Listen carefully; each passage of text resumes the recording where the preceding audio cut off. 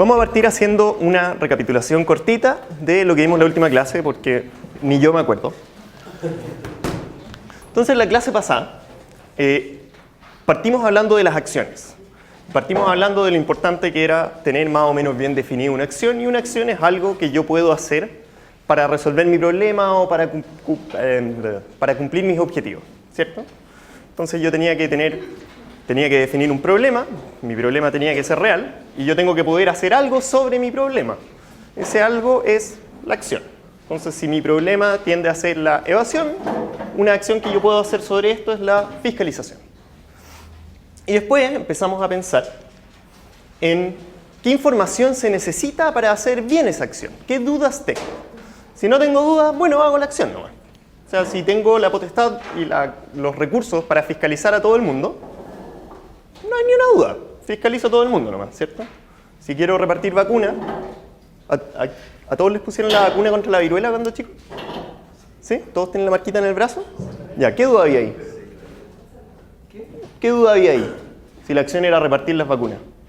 Bueno, saber el número de alumnos por colegio, pero ¿había que priorizar? No, se las ponemos a todos nomás. Entonces, ¿fue necesario hacer un proyecto de ciencia de datos ahí? No, porque la acción no lo requiere, ¿cierto? Entonces tenemos que pensar en qué información necesitamos para la acción. Típico error es pensar que mi acción es desarrollar un modelo predictivo o desarrollar un modelo o hacer algún análisis. Esa no es la acción, eso no es lo que yo puedo hacer con respecto al problema, a menos que el problema sea la ausencia de un modelo, pero eso tendría que estar justificado de por qué ese es un problema. Eso puede no ser un problema real. Eso es una solución. Después hablamos un poco de los datos. Datos que pueden servir para informar esta acción. Entonces uno más o menos, por cachativa, tiende a pensar que hay algunos datos que me sirven más, que son más relevantes, y otros datos que son menos relevantes, ¿cierto? Vimos que habían algunas fuentes de datos, estaban los datos administrativos, que son los que uno como que ya tiene levantados, casi siempre son de fácil acceso. Podíamos hacer levantamiento, podíamos tratar de encontrar datos abiertos que la gente reparte por el mundo, algunos de los cuales se pagan, la mayoría no. Y después habían otras fuentes de datos que en general eran más difíciles de usar, ¿cierto? Después hablamos de qué significa ser fácil o difícil de usar, de cuál es el costo de procesar esos datos, de obtener algo útil de esos datos. Y vimos que había más o menos un continuo entre los datos estructurados y los datos no estructurados. Hablamos de cuáles eran los datos que me gustan a mí, y los datos que me gustan a mí son buenos, porque si yo estoy contento, el proyecto es más barato. Y después vimos algunas preguntas que hay que hacer sobre las fuentes de datos que ya tenemos. ¿Qué datos contienen? Si mi granularidad es suficiente, ¿qué determina la suficiencia de la granularidad? ¿Qué era la granularidad? El nivel de detalle. Si yo tengo datos diarios y mi acción requiere que yo sepa las cosas por hora, ¿es suficiente o es insuficiente? Insuficiente. Y si mi acción requiere tomar una decisión a la semana, parece ser suficiente, ¿cierto? ¿Con qué frecuencia se recopila? Significa cada cuánto tiempo yo obtengo datos nuevos, datos más recientes, si tienen identificadores únicos con los cuales yo puedo hacer cruces y puedo identificar, por ejemplo, estos dos registros se refieren a esta misma persona. Después hay que ver a quién tengo que convencer de que me deje usar los datos, de que me pasen los datos, si tengo que escribirle a Pepito en mi organización y Pepito me tiene que exportar los datos a una planilla y me los manda por correo, bueno, eso tiene un costo mayor que si tengo un usuario para acceder a una base de datos y puedo consultar esos datos más o menos en tiempo real. Y al final, ¿cómo se almacena? Y todas estas cosas al final me dicen dos cosas. Si mis datos son usables y si mis datos son suficientes y pertinentes.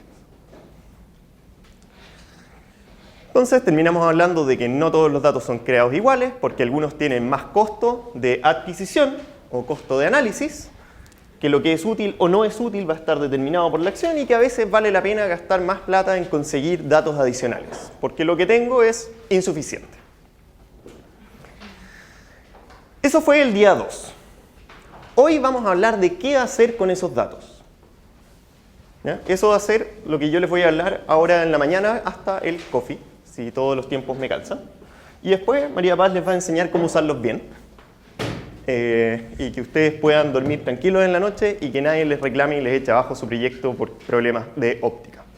¿Ya? Esas son como las dos componentes de la ética. Alguien decía, tú decías, que era muy típico que te pasaban el resultado del análisis. ¿Cierto? Te pasaban como el output de la metodología. Y lo que uno quiere es el dato, no el resultado de la metodología. ¿Ya? Eso es porque la persona que hizo esa metodología estaba pensando en alguna acción, que a veces que la acción es generar ese número porque me lo pidió mi jefe. Sí, ¿cierto? Sí, a veces pasa. Pero puede que yo quiera hacer otro análisis para otra acción. Entonces yo lo que necesito es el dato, no el resultado del análisis. Necesito el insumo que usó la otra persona. Ahora vamos a hablar de esos análisis y de qué es lo que podemos hacer con esos datos.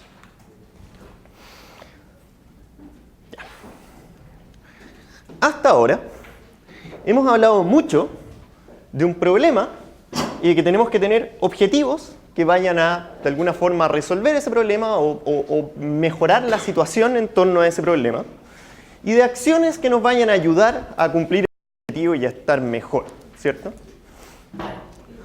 Y hablamos un poco de datos y más o menos qué datos uno cree que podrían ser útiles para informar estas acciones. Y en el camino uno puede darse cuenta de que me faltan datos, que es normal, o que hay datos que no me sirven, que es normal, hay datos que no son pertinentes, es normal. ¿Ya? Entonces ahora vamos a hablar del análisis. Y la gracia del análisis, o cómo hay que definir el análisis, es que hay que pensar que yo voy a agarrar mis datos, los voy a analizar de alguna forma y con eso voy a informar una acción. Entonces, igual que cuando uno pensaba que datos son pertinentes en función de la acción, ahora vamos a pensar que análisis es pertinente en función de la acción. ¿No? Por eso la acción tiene que estar súper bien definida porque es lo que nos dice todo el resto de las cosas que hay que hacer y que son útiles de hacer. Y en general, lo que hay que saber de tipos de análisis son estos 4. Puede que haya algún caso borde donde me falta alguno, pero yo creo que con estos 4 en general uno cubre el 99% de los casos de los tipos de análisis que hay que hacer. Y vamos a ir hablando más o menos uno por uno. Entonces tenemos un tipo de análisis que es para describir algo, otro que es para predecir o detectar, que son más o menos parecidos, entonces yo los agrupo. Uno que es optimizar, que es un poquito especial, y otro que se llama cambio de comportamiento. Entonces vamos a ir hablando más o menos uno por uno y vamos a ir viendo casos de acciones donde cada uno es pertinente. El primero, que es como por donde uno casi siempre parte, es un análisis descriptivo, que es donde no tengo muy claro qué es lo que está pasando. El objetivo es comprender lo que ya ha pasado o lo que está pasando. Entonces yo tengo más o menos una noción de que existe un problema, pero a veces no entiendo muy bien el problema o a veces no tengo muy clara la acción, ¿cierto? Y esto es lo típico que sale la gente que pone que su acción es hacer un análisis. Probablemente lo que está pensando es en esto, ¿ya? Pero el objetivo final de esto es que, o la idea es que de aquí se clarifique alguna acción que yo pueda ejecutar sobre un problema. Entonces lo que vamos a hacer acá es explorar. En 2018 me contrataron en la universidad para hacer un diagnóstico del sistema de admisiones. Y lo primero que tratamos de definir es cómo son los alumnos que entran a la universidad.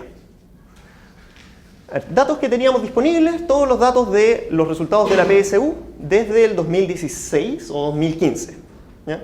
El DEMRE le pasa a la universidad todas las postulaciones de todos los alumnos que dieron la PSU. Y me dicen, esto es lo que sacó en cada prueba, este es el puntaje con el que salió de cuarto medio, este es su puntaje por ranking, y estas fueron sus postulaciones en este orden, y además el alumno salió de este colegio, y este colegio tiene un índice de vulnerabilidad de no sé qué. Entonces con eso nosotros teníamos una tonelada de datos. Y primero uno siempre parte haciendo cosas facilitas, uno parte como contando. ¿Ya? Es lo primero que uno hace, contar. Entonces, primera pregunta, ¿cuántos alumnos quedaron seleccionados en alguna preferencia, seleccionados en alguna carrera? Entonces, eso tiene un código, el código 24, entonces yo tengo que de todos mis entre el 2012 y el 2018 tengo 13.000 casos de que un alumno quedó seleccionado en una carrera. Esto es seleccionado, no es matriculado, después puede haber decidido irse a un instituto o alguna universidad donde no pasa por el proceso de admisión normal. Pero en general tenemos eso. Ok, tenemos harto. Después hay un código que es bien grande, el 26. ¿Qué será el 26? Seleccionado en preferencia anterior. Tiene sentido porque la gente postula varias cosas y de repente quedé en mi tercera opción, entonces la cuarta, la quinta, la sexta y la séptima quedaron como seleccionados en preferencia anterior. ¿De dónde vienen estos alumnos? Entonces, ¿cuáles son los colegios que más aportan a la Adolfo Ibáñez? Uno parte con preguntas muy simples, que es contar.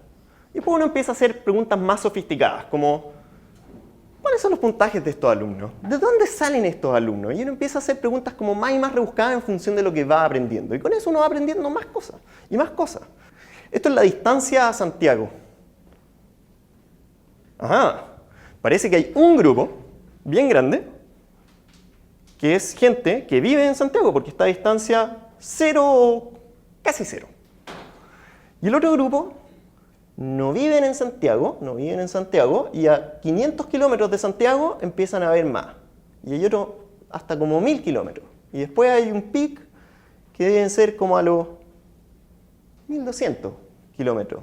Y después por acá. ¿Qué será esto? ¿Qué hay como a 500, 600, 700? Conce. Temuco, Conce. ¿Y para el otro lado? La Serena, Antofagasta. Entonces parece que estos de acá son alumnos de regiones. ¿Qué será esto al final? Como a 2.200 kilómetros. Coyhaique, Punta Arenas. Entonces parece que vamos teniendo dos grandes grupos y parece que los estamos empezando a distinguir. Estos son los alumnos de Santiago y estos son los alumnos de regiones. Quizás la distancia puede ser útil. Entonces uno agrega una columna de la distancia. Después uno dice, quizás el ingreso puede ser útil. Bueno, agreguemos el ingreso. Quizás si el colegio es bilingüe puede ser útil. Agreguemos si es bilingüe. Quizás si el colegio es católico puede ser útil. Agreguemos eso. Y de hecho, cuando nosotros hicimos análisis para más grupos, nos quedaba uno que era la gente de Santiago, otro que era la gente de regiones de colegio bilingüe y el otro era la gente de regiones de colegio no bilingüe. Y uno podría empezar a pensar en estrategias distintas para esos tres grupos. ¿Cuál es la estrategia? No tengo idea. Pero una persona que la gente de admisiones se le ocurren este tipo de cosas y las puede atacar. ¿Qué es lo que te dice que la distancia es importante? Un método automático. Cuando ya se lo diste, uno trata de encontrar grupos de cosas que se parecen entre sí y que se diferencian de las otras. Pero el análisis de fondo es, estoy tratando de entender un problema. Estoy tratando de hacer una exploración. No me dice qué es lo que tengo que hacer al respecto, pero me lo sugiere. Me apunta para allá como, por ahí hay algo. Después viene la parte quali, que es fundamental. Tenéis que poder explicar esto. Y la parte difícil, cuando uno hace sobre todo estas técnicas de agrupamiento, es qué significa el grupo. ¿Por qué es relevante que hayan grupos de alumnos que son de Santiago y grupos de alumnos de regiones si no puedo hacer nada al respecto? A lo mejor esa información no sirve para nada. ¿Ya?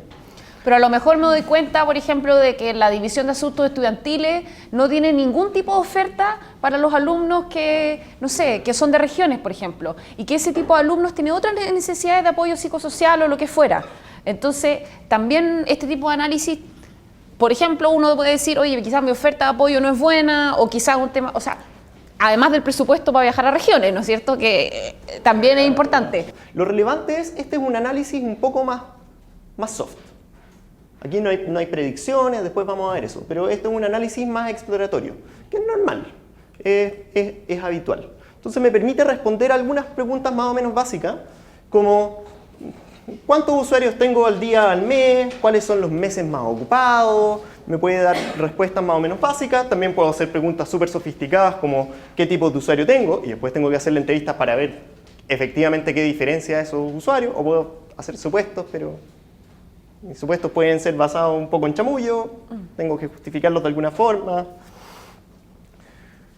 Entonces, ese es el tipo de cosas que me puede ayudar a responder este tipo de análisis. Pregunta concreta y tiene un proceso que es, hago una pregunta, intento responderla lo mejor que puedo, quizás sale una nueva pregunta de eso, y una nueva pregunta, y una nueva pregunta, y con eso yo voy tanteando en torno al problema. Y en este caso ellos definieron el problema como la caída en la matrícula. No, ellos la acción era que iban a diseñar un plan como para la montaña, como de desarrollo de toda el área de Farellón y toda esa área. Y esa es la acción. Entonces era un poco como... estaban como viendo como qué insumos podían tener. Y empezaron a estudiar quiénes llegaban a la montaña. Hicieron un clustering en el fondo a través del análisis ATO y armaron como 4 o 5 grupos y después fueron a hablar con personas que están como interactuando con esos usuarios de la montaña, como para tratar de ponerles como nombre a esta gente. O sea, estos grupos que los datos me dicen que ocurren, son en verdad usuarios que las personas que interactúan con ellos ven y lograron identificar como público. Y entonces, obviamente, se está en un plan de desarrollo estratégico a la montaña, obviamente que es importante saber quién va a la montaña y qué tipo de interés y necesidades tienen, ¿no es cierto? Entonces ahí, por ejemplo, un clustering que es exploratorio, o sea, que es descriptivo, es útil e importante. ¿Ya? Va a depender mucho de la acción que uno tiene. En ese caso, un plan estratégico donde uno está pensando en muchas cosas a muchos años plazo, ¿no es cierto? Obviamente, y es más, como más indefinido en su etapa exploratoria, también puede ser útil.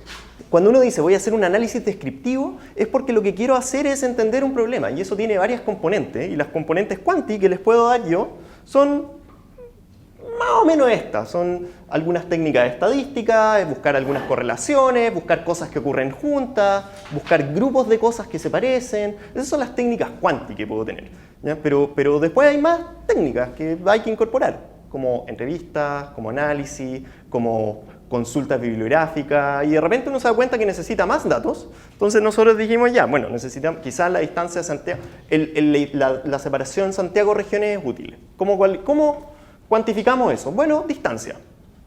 Tenemos la comuna del colegio. ¿Vamos a ver la distancia de una comuna de Santiago? Sí, ya, ok. Calculemos eso, lo agregamos como una columna y lo agregamos al análisis. Hubo un caso también que a mí me gusta más porque a mí me gusta mucho cuando las preguntas simples dan respuestas poderosas. Hubo la municipalidad de Peñalolén, hizo un proyecto en nuestro diplomado donde querían hacer, encontraban que había mucha fuga de patentes. Ellos definían o entendían la fuga de permisos de circulación. Y ellos entendían la fuga como una persona que el año pasado me compró un permiso de circulación y este año no me lo compró, porque lo compró en otra comuna o algo así. Entonces ellos querían tratar de hacer un modelo predictivo de quién se iba a fugar. Entonces, bueno, hay bastantes problemas y probablemente no hay la información que tenían sobre los usuarios era bien poca. No hay direcciones actualizadas porque la gente se cambia de casa y no la avisa a la comuna. Tengo la dirección en la que registraron el auto el año pasado, pero como que no estaba muy clara la acción, qué podía hacer al respecto. No estaba muy claro. Entonces decidieron cambiar el proyecto de una técnica más de predicción de quién se me va a fugar a una técnica más exploratoria. Y en eso se dieron cuenta, contando cuántos usuarios tengo y cuánto gasta cada usuario, que hay un porcentaje bien chico de los usuarios que era responsable de algo así como 1/3 de los ingresos. No me acuerdo exactamente. Ya, pero algo así de que el 5% de los usuarios de la comuna es responsable del 40% de los ingresos de la comuna. Entonces, ¿quiénes son esos? Una persona o una entidad que saca muchos permisos de circulación. ¿Quién hace eso? Las automotoras, las empresas de transporte. Sí, entonces, esa es una persona que le interesa, tiene un cacho que es el permiso de circulación y tiene ese cacho por 10.000 porque tiene que sacar 10.000 permisos de circulación. Entonces, ¿qué es lo que se dieron cuenta? Es a esa gente hay que mantenerla contenta. Entonces, ¿qué podemos hacer? Podemos podemos simplificarle el proceso de matrícula, podemos ponerle de permiso de circulación. Podemos poner una oficina de permiso de circulación exclusiva para estos usuarios grandes. O los podemos contactar y les facilitamos el trámite por el volumen. Entonces, ese es el insight que sale acá. Un pequeño porcentaje de los usuarios representa un enorme porcentaje de los ingresos. Que era parecido a lo que pasaba en la universidad con algunas carreras en Viña, ¿cierto? Que un pequeño porcentaje de colegios representa un enorme porcentaje en la matrícula. Y eso ahí el análisis que hubo que hacer es contar y sumar. Y aquí yo creo que es importante el proceso, porque ellos llegaron como, queremos hacer un modelo predictivo para retener a los que se fugan. Y la primera pregunta es como, ¿y qué podrías hacer para retener a alguien que se fuga? Y no, pues contactarlo. Y yo, bueno, ¿y no le puedes mandar un mail a todos los que compraron el permiso de circulación el año pasado? Como que, así sí puedo. Ah, ya, pues. Bueno, y con un mail es suficiente. Como que, ¿podrías hacer algo más allá de un mail? Porque yo no necesito para mandarle un mail a toda una base de datos, no hay que crear un modelo predictivo, ¿no es cierto? Ahora, quizás legalmente, y ahí, porque después hay ciertas limitaciones que los municipios pueden y no pueden hacer cosas como para el tema de los permisos. Entonces, pero suponiendo que hay algo que legalmente se puede hacer como que es más sofisticado y que cuesta más recursos, bueno, quizás ahí empieza a haber un interés de un modelo predictivo, pero después si nos damos cuenta de que la mayoría de los recursos son un grupo chico de clientes, como que el proyecto va cambiando. Entonces, en ese sentido, siempre yo creo que la etapa exploratoria es clave, porque y por eso no hay que partir un proyecto como, quiero un modelo predictivo, sino es más como, quiero aumentar mi recaudación por permisos de circulación. Ok, ya, entonces, ¿qué puedo hacer? Bueno, uno de mis problemas es que tengo la fuga, cuán grande es ese problema, etcétera. Y además que hay un tema, ¿no es cierto?, de los permisos de que se van a un fondo común, y después del fondo común vuelven al municipio. Entonces también, si en esa rotación de ir y volver al municipio no me está llegando tanta plata, también cuánta plata voy a gastar en tratar de retener algo si esa plata finalmente no me llega todo a mí. O sea, hay mayores complejidades. Entonces, los análisis exploratorios yo creo que son clave y no hay que como enamorarse de la cosa más sofisticada, que puede ser útil, pero que a veces no es necesaria y es mucho más cara.